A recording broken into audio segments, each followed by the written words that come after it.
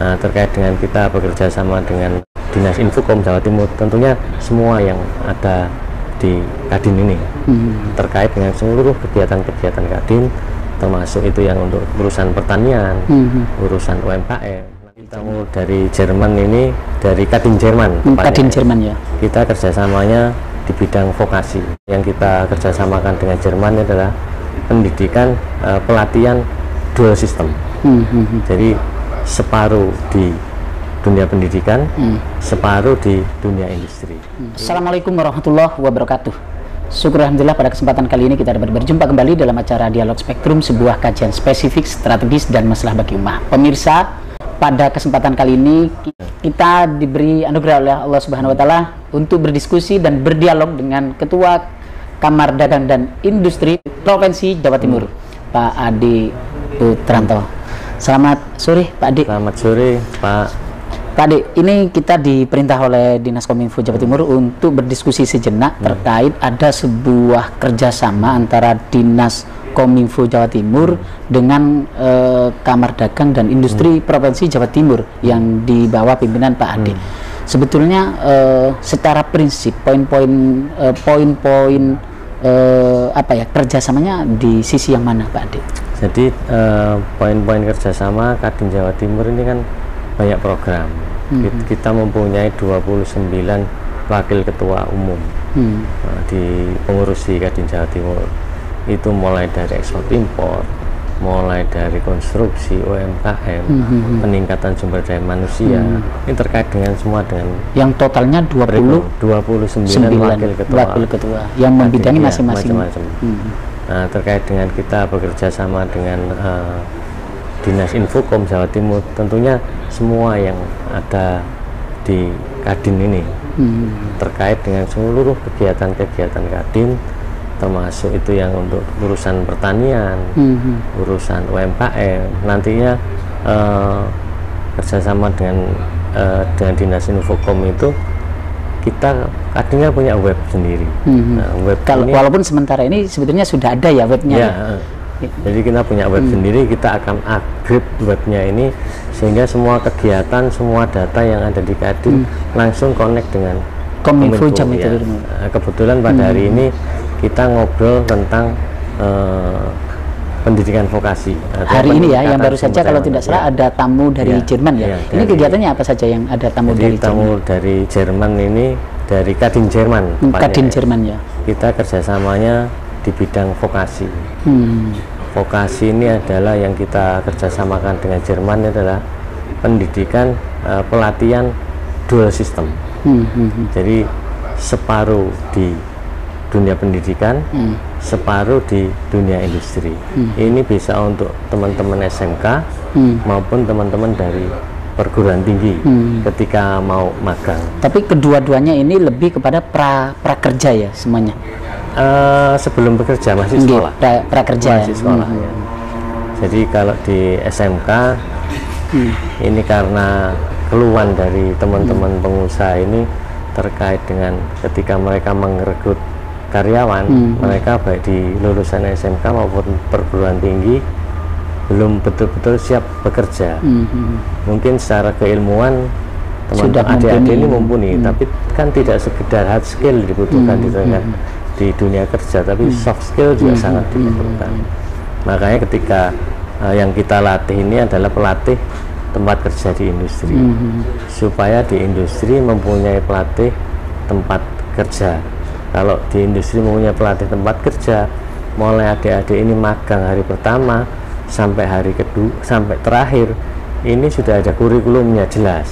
Nah, kurikulum ini tentunya hasil dari pembahasan dengan, kalau SMK ya guru SMK, kalau perguruan tinggi juga dengan perguruan tinggi. Jadilah kurikulum yang disepakati bersama.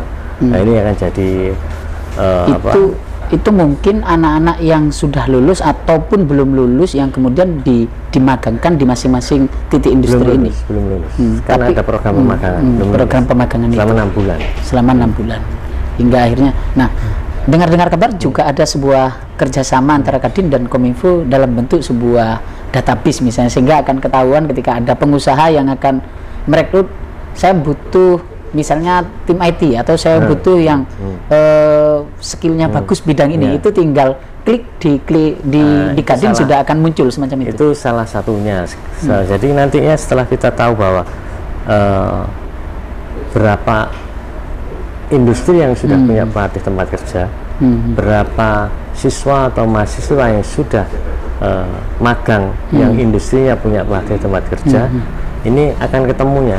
Kita akan ketahuan bahwa sebetulnya berapa orang sih lulusan yang kompeten, yang sudah magang, yang punya yang tempat magangnya punya pelatih tempat kerja, sehingga ada ukurannya. Kita punya tenaga berapa, calon tenaga kerja berapa yang betul-betul kompeten.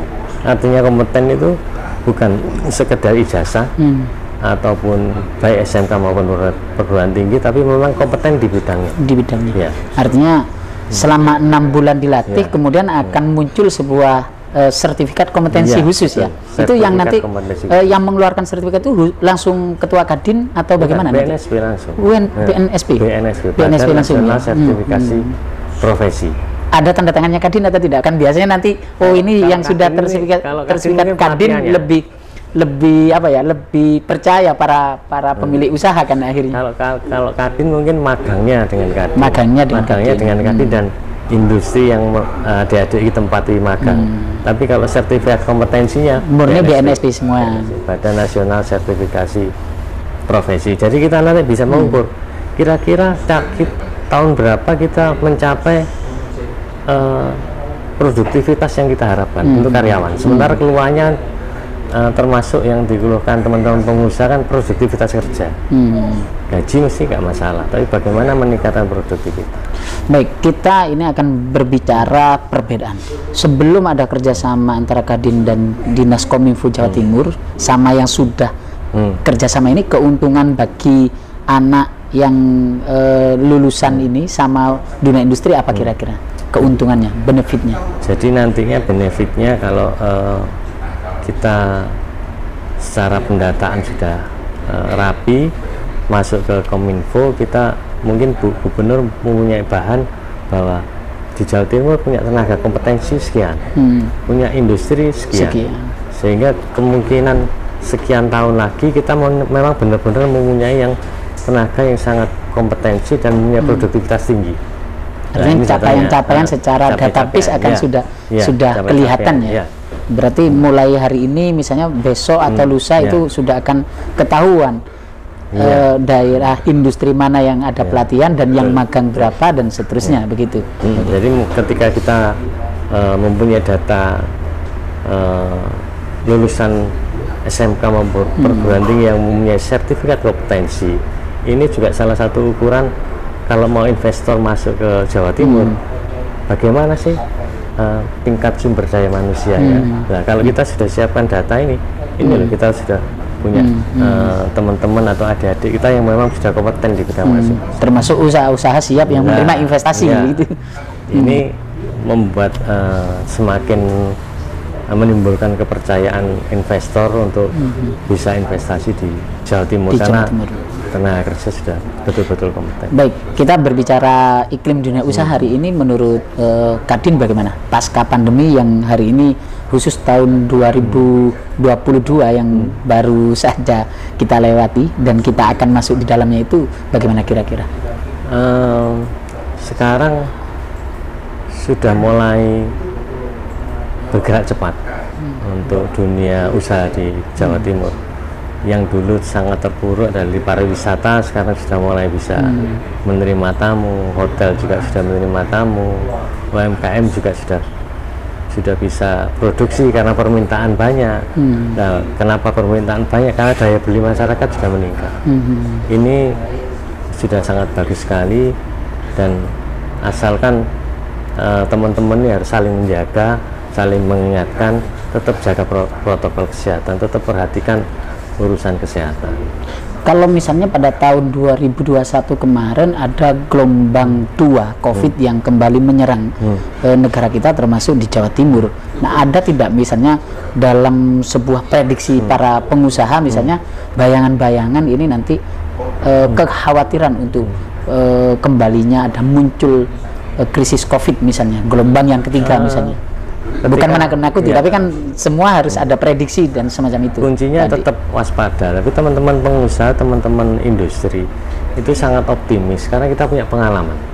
Pengalaman yang 2 kali ini kan sudah cukup kita mempunyai bagaimana caranya kita mengatasinya, bagaimana kita cara mencegahnya. Vaksin sudah hampir 100%. Apalagi sekarang ketambahan booster. Saya kira tidak khawatir untuk para pengusaha. Asal tetap waspada. Untuk teman-teman yang ada di anggota atau yang masuk dalam anggota Kadin sendiri, misalnya kiat-kiat dan upaya-upaya apa untuk misalnya agar jangan sampai ada gelombang ketiga begitu, ya, seruan-seruan, himbauan dan teman-teman Kadin ini kita tentunya dengan booster kita harus maksimalkan booster yang akan dikeluarkan oleh pemerintah pusat untuk melakukan booster yang semakin cepat. Dan tentunya karena teman-teman ini juga punya pengalaman yang menyedihkan, juga banyak teman juga kena COVID, banyak industri, tentunya persiapan mereka untuk memproteksi diri untuk supaya pencegahan ini lebih tinggi. Ini yang selalu kita suarakan ke teman-teman, dan teman-teman paham sekali karena itu, karena juga pengalaman di tahun-tahun kemarin. Baik, Pak Adi, apa yang mau disampaikan kepada teman-teman Kadin se-Jawa Timur, termasuk juga kepada pemerintah Provinsi Jawa Timur melalui Dinas Kominfo Provinsi Jawa Timur? Terima kasih. Kami ucapkan terima kasih dulu kepada pemerintah provinsi yang banyak mensupport Kadin. Tentunya ini sangat membantu Kadin dalam menjalankan program-programnya, dan tentunya Kadin ini mempunyai tujuan yang mungkin sama dengan pemerintah, yaitu kesejahteraan masyarakat.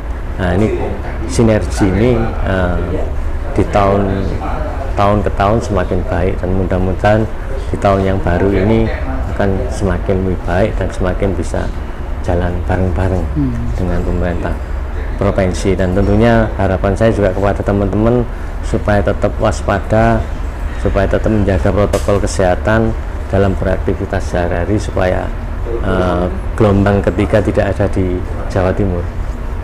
Jangan sampai.